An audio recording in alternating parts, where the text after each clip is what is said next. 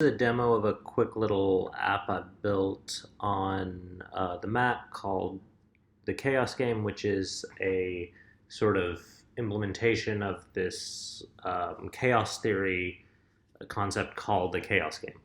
And the idea is that you have um, a regular polygon with some number of points. So here we have a 3, or you could bump it up to 5 or 6 or whatever.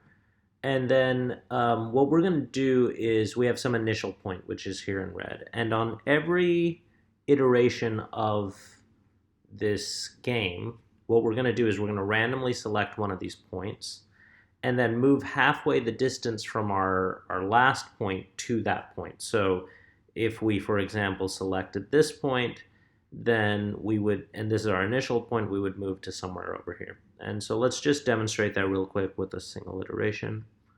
So I'll start. And so what happened is, I don't know if you can see this, but it added a point.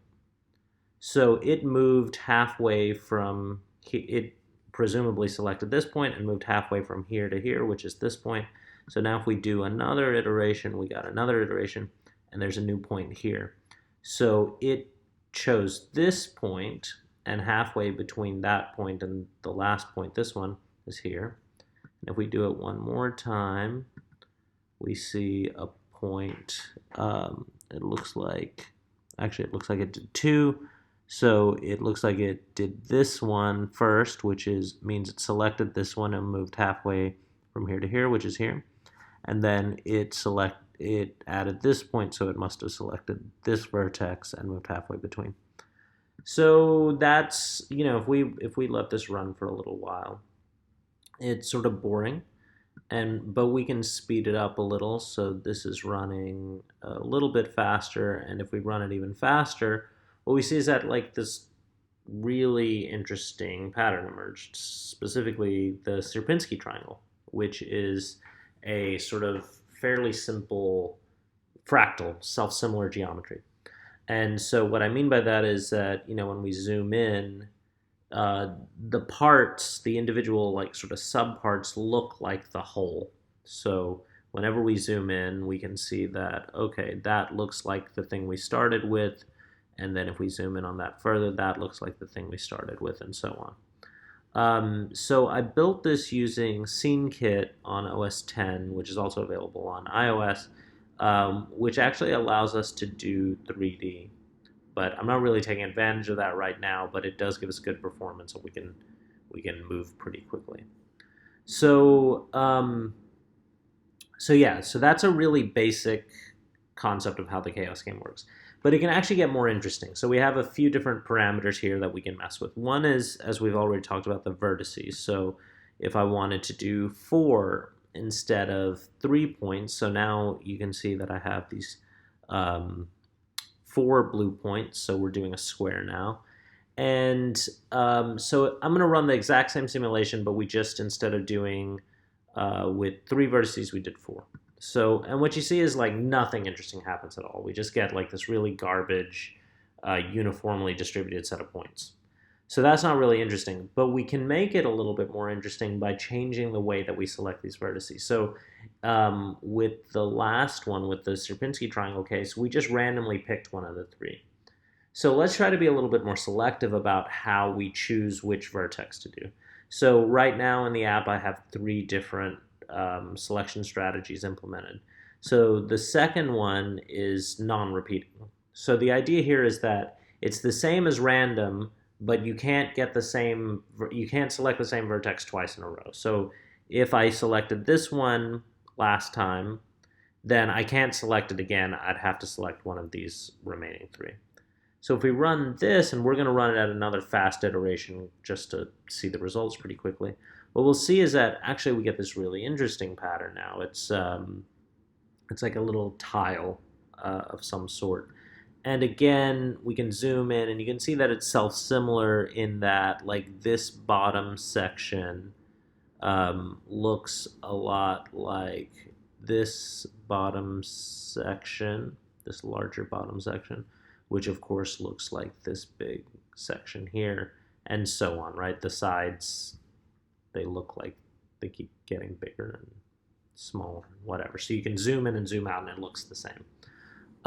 So that's interesting. And then there's also a different vertex selection strategy. So this is called not one place away, which is a really simple wording to describe something that's actually fairly complex, which is that this strategy says if you selected, let's say you select a point, it can't be 1 point away counterclockwise from your last point. So if for example I selected this last time, then I can't select counterclockwise. So if I selected this one last time, then I can't select this one this time because that's one away counterclockwise. And likewise, I couldn't select this one. Something like that. It's sort of hard to wrap your mind around. But the cool thing is you get these other totally different, surprising sort of pattern. Using the same thing, right? We're just selecting a vertex. We just said, oh, well, this one can't be one counterclockwise away from the last decision. And we'll move half the distance from our point to the next one. But this time we got this ninja star, and if you actually look at it, you have these sort of triangles, and then the triangles repeat and get sort of larger. And it looks like they're getting actually sort of doubly large, although I'm not 100% sure that's the case. And then each one of these triangles then has that same pattern where it's sort of growing each time. And then those in turn have triangles growing up the side of them. And we can keep it running to fill it out a little bit. But yeah, so this is also a fractal pattern which is generated the same way, and it's pretty interesting. Okay, so then we can also move up to 5, and we'll go to random. And when I run this, what you'll see is that a pattern sort of emerges, and that we have these sort of inverted pentagons here. Which is cool, and they seem to be making some sort of pattern, but it's really cloudy. There's not a lot of definition to that. So we can actually improve on this by changing the distance factor. So what the distance factor is saying is that when we selected a vertex, we moved half the distance from my last point. Let's say it was this one and that one, so we went somewhere like here. But we can actually change that distance factor to say, like, let's go 3/4 of a distance instead. So if I run this, you'll see that I get a totally different thing. Or if I say, let's go 0.4 of the distance, then I'll get something even, more different. So usually when you increase this number, it'll come into focus a little bit better. So when we ran it with 0.5, got something that was sort of there, but a little cloudy. So let's see if we can improve it. So I'm going to make it 0.6. And yes, we definitely get something with a lot more definition. So this is pentagons on pentagons on pentagons. So each corner of the pentagon is another pentagon. We can probably improve this a little further. You can see that there's a little overlap between these two pentagons. So if I made it like 6, 1, 2, 5, and tried that one, then yeah, it's just about right. It seems it's a little off, so maybe let's just try 0.62. And then yeah, they're basically, it actually looks like they're almost exactly touching. They're not quite, but they're getting pretty close to touching at this corner.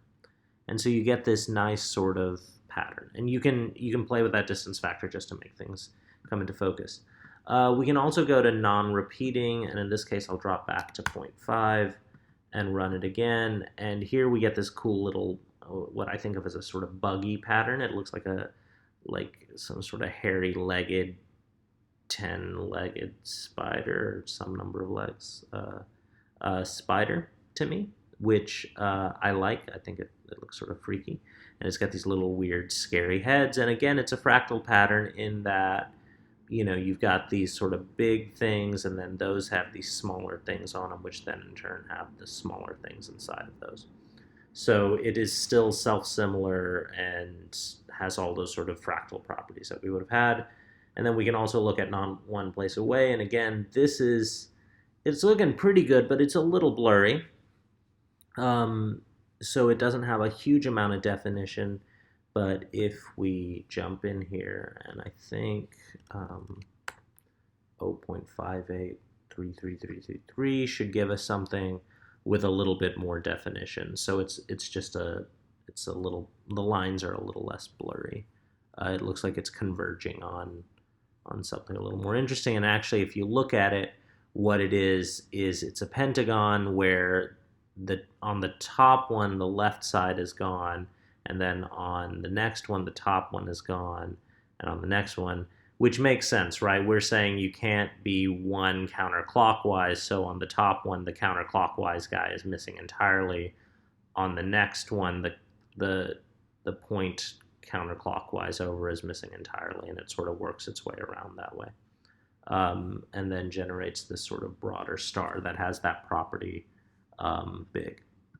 So anyway, that's just like a quick demo of this. Again, it's sort of 3D, so I'm gonna try to add some features to it that actually take advantage of 3D. For example, adding a point here or down here and using like polyhedra instead of just simple polygons to see if you can do some neat stuff with that. I know for a fact, or at least I've read, that if you do that with the Sierpinski triangle and add a point above here, you actually get like a Sierpinski simplex or a Sierpinski pyramid, which looks sort of like Sierpinski, but it's three-dimensional. So I'm going to play with that later and see if we can't get some other cool things. But that's a demo of the app so far and a demo of some of the mathematics behind the Chaos game.